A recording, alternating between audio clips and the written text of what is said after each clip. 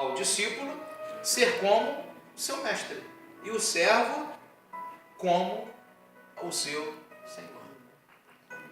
Simples assim, né? Não precisa ter muito rodeio. Basta o discípulo ser como seu mestre e o servo como o seu Senhor. Glória a Deus. Vamos continuar lendo ainda. Atos 2, agora em Atos 2.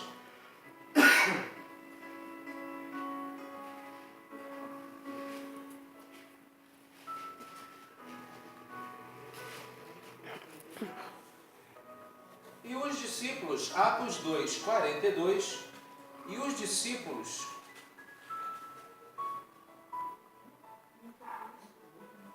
Atos 2, 42 fala assim: e perseveravam, esses discípulos, eles perseveravam na doutrina dos apóstolos, e na comunhão, e no partir do pão, e nas orações.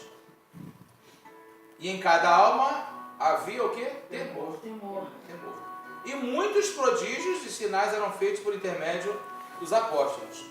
Todos que creram estavam juntos. E tinham tudo. Lucas fez questão de dar destaque a isso, irmãos. Você não sabia, Lucas foi quem escreveu o livro de Atos, né? Então todos que creram estavam juntos e tinham tudo em comum.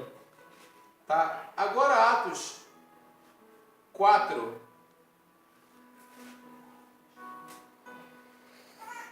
Atos 4:32. Vira mais uma página na sua Bíblia, né? Atos 4:32. Da multidão dos que creram, era o coração e a alma. Era um coração e a alma.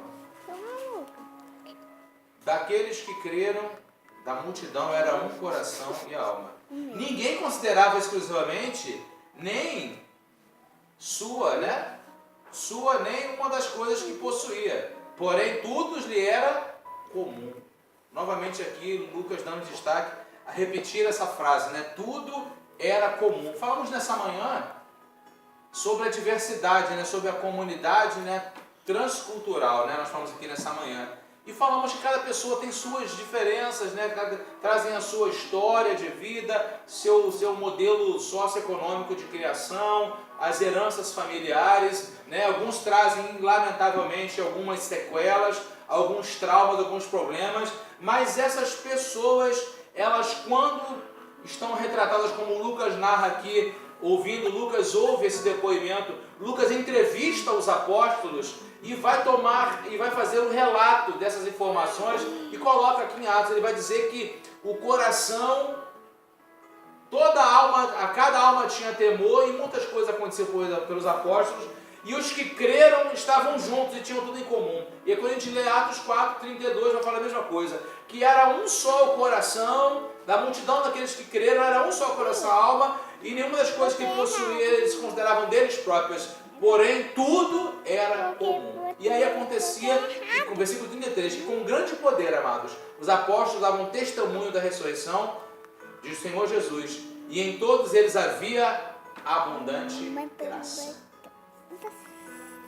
Em todos eles havia abundante graça.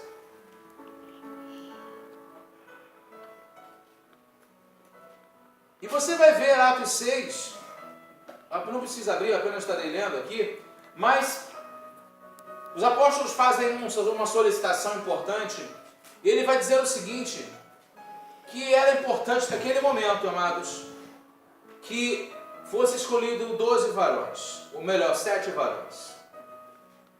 Os 12 fazem uma proposta de escolherem 7 homens, de boa reputação, versículo 3, cheio do Espírito Santo, sabedoria, e que nós encarregaremos esse serviço. Por quê? Porque era necessidade, ele dizia, nós não podemos, não é razoável, não é adequado, não é comum que nós abandonemos a palavra de Deus. Preste atenção nisso. Não é razoável que nós abandonemos a palavra de Deus e sirvamos as mesas. O que é isso? Os apóstolos tinham uma missão. Amém, Jesus. Embora todos nós possamos fazer diversas coisas no reino de Deus, podemos desempenhar diversas funções, mas nós temos um ofício específico para atuarmos, independente da idade. E os apóstolos estão dizendo, não que eles pudessem estar, que seria desonroso ou coisa parecida, servir às mesas. Eles estavam dizendo que por eles estarem servindo à mesa, a palavra estava sendo abandonada. Não é razoável que nós abandonemos a palavra de Deus. Ele vai dizer, né? Você vê o texto, abandonemos a palavra de Deus e vamos às mesas. Mas façam isso. Escolham homens de qualidade. Não é para escolher só garçom. É para escolher homens de boa reputação, cheios do Espírito. Sabe por quê, irmãos? Porque na igreja o lugar é assim. As pessoas na igreja não podem ser apenas habilidosas numa atividade, em uma atividade que seja comum. Não. Esse homem pode ser um eletricista, mas ele tem que ser um eletricista também cheio do Espírito. Amém, Jesus. De boa reputação, de sabedoria. Essa irmã pode ser uma irmã cozinheira, mas ela tem que ser uma irmã também cheia do Espírito. Para quê, irmão? Para fazer comida no Espírito? Não, porque vai haver um momento, irmão, que ela não estará fazendo comida. E quando ela não estiver fazendo comida, ela poderá exercer outras atividades. Por isso que você vai ver Estevão e Felipe cumprindo, quando eles não estavam servindo a mesa, eles estavam evangelizando. Amém, Jesus. Eles não prestavam só para servir mesa. Eles estavam aptos, porque o Espírito Santo dava uma habilidade a eles que eles não ficavam restritos. Ou seja, o que eu aprendo aqui? Que o Espírito Santo, irmãos, não nos isola a uma única coisa a fazer. Amém. O Espírito Santo, ele é operoso de multiforma, de diversas maneiras. Aleluia. Há pessoas que decidem apenas fazer uma única coisinha na igreja, no servindo ao Senhor, servindo à igreja de Cristo. É importante entendermos, irmãos, que quando temos em nós uma qualificação que deve ser primária para cada pessoa, ser cheia do Espírito Santo, esse discípulo ser cheio do Espírito Santo, ele automaticamente, ele não é alguém limitado, ele é alguém polivalente. Ele é alguém que o Espírito Santo pode usá-lo em outra área, quando ele não estiver diretamente na sua função direta. Amém, Jesus. E muita gente hoje, irmãos, está deixando de exercer mais, de receber mais talentos do Senhor, porque se limita a fazer aquele único talento, e às vezes o faz de forma enterrada. Mas não é assim. Não é exatamente eu quero me prender a isso que estamos aqui tratando, mas aí ele vai dizer, irmãos, vocês se encarregaram desse serviço, desse importante serviço, e quanto a nós, nos consagraremos à oração e ao ministério da palavra. Isso precisa ser entendido na igreja, irmãos. Amém, Jesus. Algumas coisas precisam ser entendidas e esclarecidas, irmãos, na igreja. Os apóstolos tinham uma prerrogativa que era importante que eles cuidassem, tivessem suas vidas em consagração, em oração. O que é oração, irmãos? Ou seja, nós precisaremos ter um contato mais íntimo com Deus, dialogarmos com Deus, oração é isso, e cuidarmos o que, irmãos? Do ministério da palavra.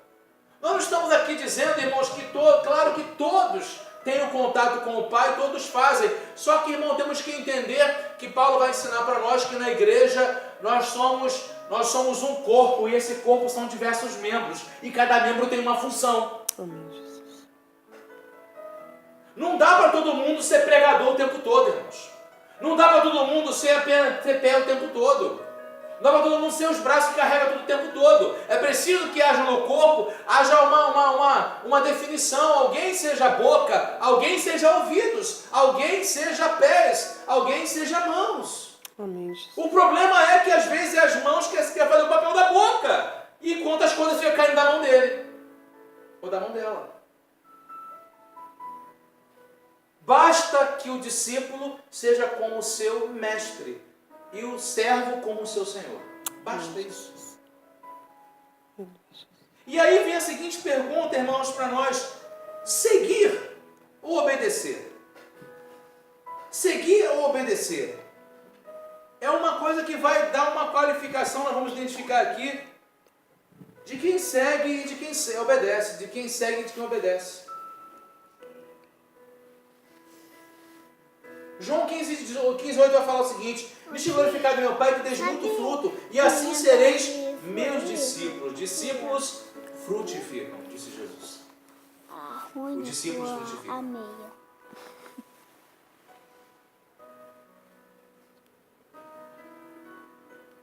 E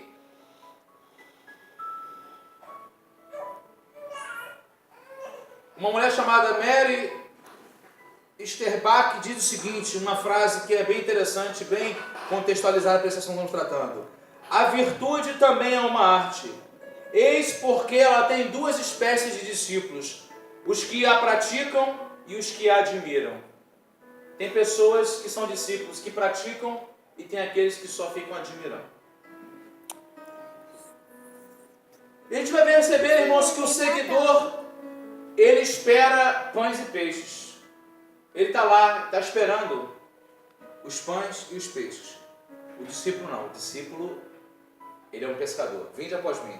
E eu farei de vocês pescadores juntos. Glória a Deus. Ou seja, irmãos, sempre existirão pessoas que estarão sentadas na igreja esperando o alimento espiritual. Sempre vai haver gente assim. Mas haverá aqueles, irmãos, que vão sair dos guetos, dos lugares lá mais, e para prover o alimento. Tem pessoas que vão ficar na dependência esperando, e são aqueles que irão em busca disso. Ou seja, estar sentado no banco da igreja e esperar que ela dê fruto é a mesma coisa que levar o seu pelotão para dormir na hora do pior conflito e esperar vencer. Entendeu isso? Estar sentado no banco da igreja e esperar que ela dê fruto é a mesma coisa que levar o seu pelotão para dormir na hora do pior conflito e esperar vencer. Na hora da batalha, pega o pelotão e bota para dormir. E quer vencer desse jeito? Derrota na certa. Massacre na certa vai acontecer. Segunda coisa, então, aprendemos que o seguidor, ele apenas fica esperando os pães e peixes. O discípulo não, o discípulo ele vai pescar, ele vai em busca. Ele é proativo, ela é proativa. Outra coisa, o seguidor luta por crescer. O discípulo luta por reproduzir-se. Amém. Ele é um multiplicador, sabe?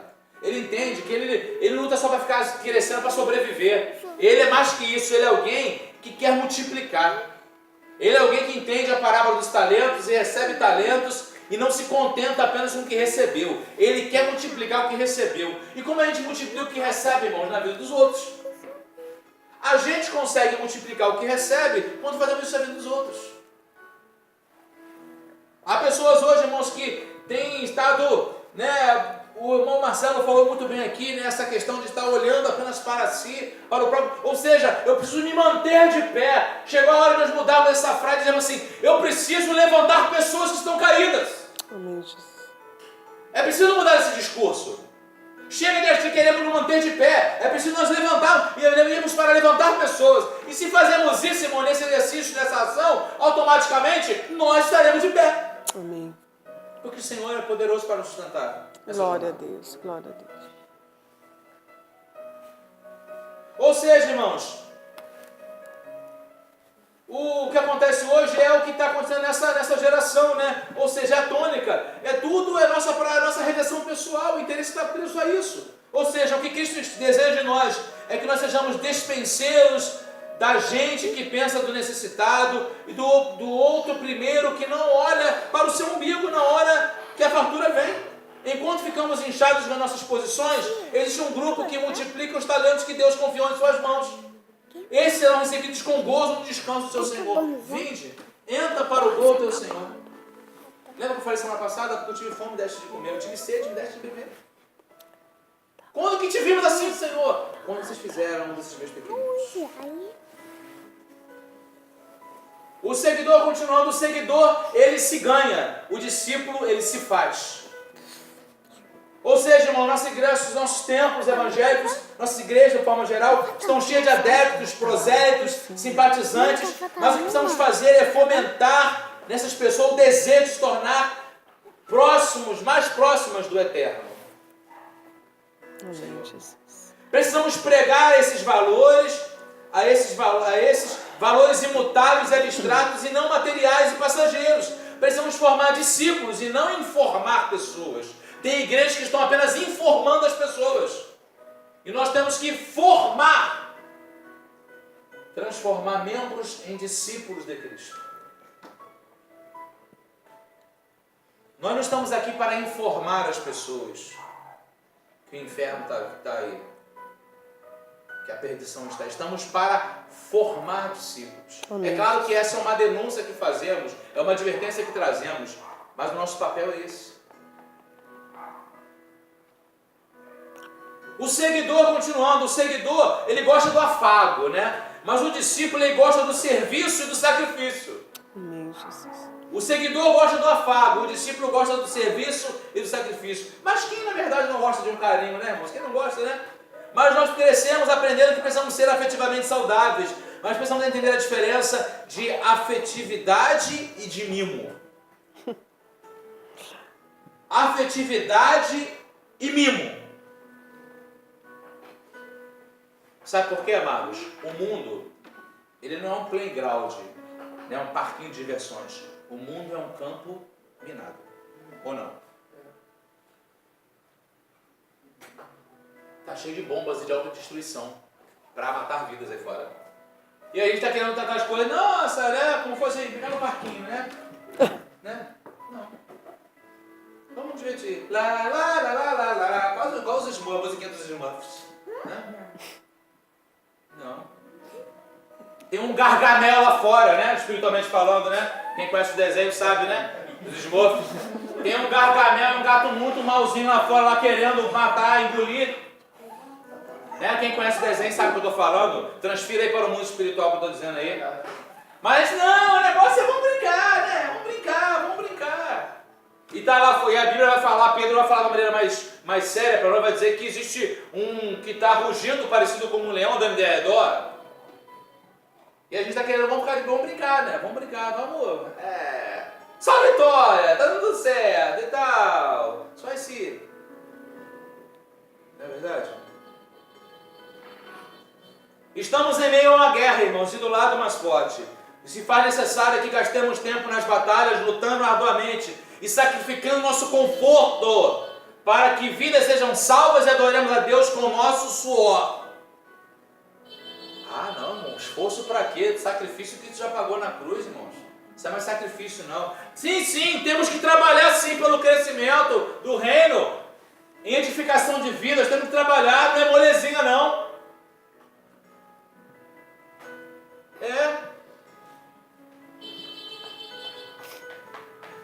Quantos homens e mulheres deram muito mais do que isso pela causa do Evangelho? Lembra dos mártires? Quanta gente já morreu, irmãos? Quantos foram lançados para as feras? Lembra disso? Já assistiu um filme lá da Idade Média, lembra? O Coliseu que diga lá quantas ele pudesse falar as memórias de tantos mortos cristãos lá que foram lançados lá. Quantos viram tochas que iluminaram as cidades enquanto eles ardiam em chamas? Pela palavra, pelo Evangelho. Aleluia. A gente hoje, quando sofre um pequeno dano, irmão, que nem pelo Evangelho, a gente fala, Deus, tem misericórdia e tal, e não sei o que, fica desesperado. Senhor, tá faltando carne na minha mesa, Jesus, tal. Desespero louco, irmão. Paulo fala assim, você ainda nem resistiu no sangue ainda por amor à causa. Estão reclamando de quê? Meu Deus. Sabe, amados, esse é o Evangelho de verdade que a gente precisa ouvir e aprender. Esse Evangelho que vem aqui dar uma contribuição dentro que Deus vai te prosperar, irmãos. Esse Evangelho é um Evangelho barato. É um Evangelho sem graça. E quando eu digo sem graça, não é porque ele não é engraçado. É sem graça de Deus que eu estou falando. Amém, Jesus. É um Evangelho de vantagens. E aí você espera que você tenha um Evangelho como esse, irmãos, que tudo dá certo, tudo funciona. Basta clamar, né? É só pedir, é só suplicar. Que aí quando vem uma dificuldade, as pessoas não sabem conviver com isso. É verdade. Elas se escandalizam. Elas falam, Deus me abandonou, não está mais comigo. Sabe por quê? Basta ser o discípulo como o seu mestre e o servo como o seu Senhor. Jesus falou assim, se me perseguiram, discípulos, foi 12. Se me perseguiram, perseguiram também a vós. Se chamaram ao pai, a mim, ao mestre de Beelzebu, que dirá os seus domésticos, ou seja, aqueles que são seus seguidores. Meu Aleluia, Jesus. Ah, não. Eu não admito ser tratado dessa maneira. Eu não admito ser desrespeitado. O teu mestre foi desrespeitado. O discípulo não é maior do que o seu mestre. Amém, Jesus. Talvez, irmãos, estejamos vindicando direitos para nós que não nos foram dados. Estamos cavucando a Bíblia, fazendo interpretações pessoais para buscarmos direitos que a Bíblia não nos deu para termos. Amém.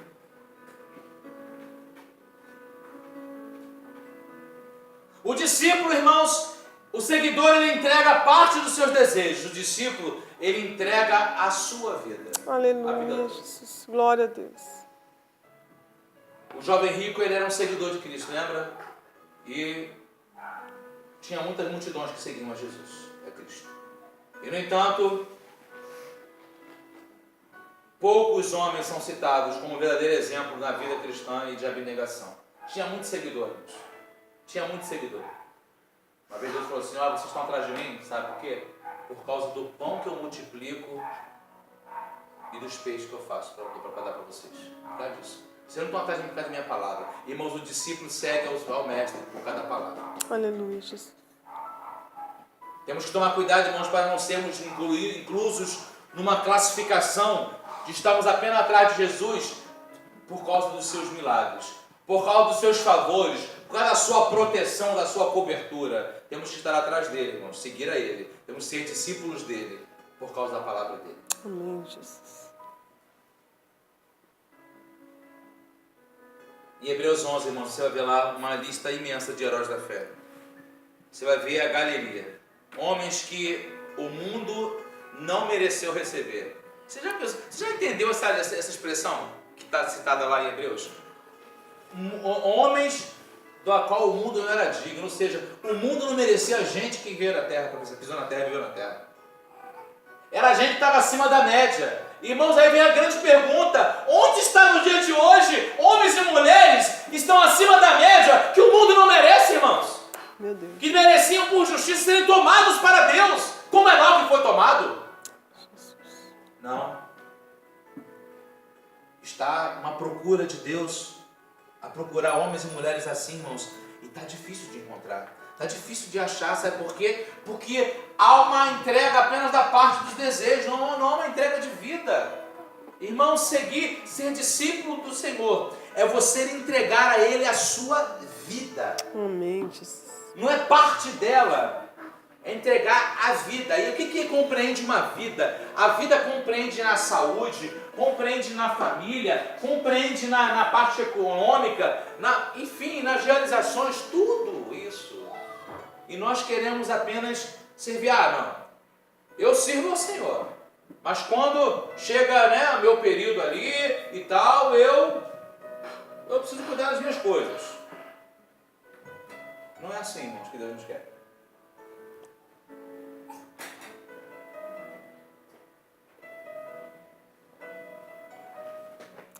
Amém, Jesus. Ou seja, irmãos, esses irmãos que entregaram suas vidas como heróis da fé, foram chamados de heróis da fé, foram classificados, honrados como heróis da fé. Para essas pessoas, para esses irmãos, a vida só valeria a pena se pudessem ser gasta em prol do Mestre, o bispo das almas dele. Aleluia, como é chamado o Senhor. Jesus. Glória a Deus. E aí, irmãos, sabe o que acontece hoje? Acontece hoje de forma diferente, mas uma síndrome igualzinha de Ananias e Safira. Sabe qual é essa síndrome? São assim: as pessoas não dão a Deus tudo que elas possuem, apenas o que lhe cabe. E o que não for incomodar elas. Então ela dá apenas aquilo que ela acha que é conveniente para ela dar. O que não foi incomodar ela. Ou seja, essa secularização, irmão, está tomando conta. Jesus. Ou seja, e aí sabe o que acontece, irmãos? Aí a gente acaba se sentindo o dono dos nossos passos e os senhores do nosso destino. Né? Ou seja, que erro, que erro grotesco está acontecendo.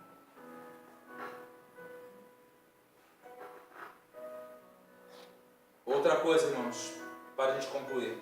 O seguidor ele espera que apontem para ele uma tarefa. O discípulo não. O discípulo ele é solícito em tomar uma responsabilidade. Amém, Jesus. Ou seja, irmãos, o seguidor fica esperando receber ordens. O discípulo não, o discípulo ele tem prontidão, ele tem iniciativa, ele enxerga as necessidades e preenche os espaços das necessidades. Amém, Jesus. Como está faltando gente assim no reino de Deus, irmãos? Jesus, nosso mestre Senhor, falou assim: a seara é grande, mas poucos são os trabalhadores.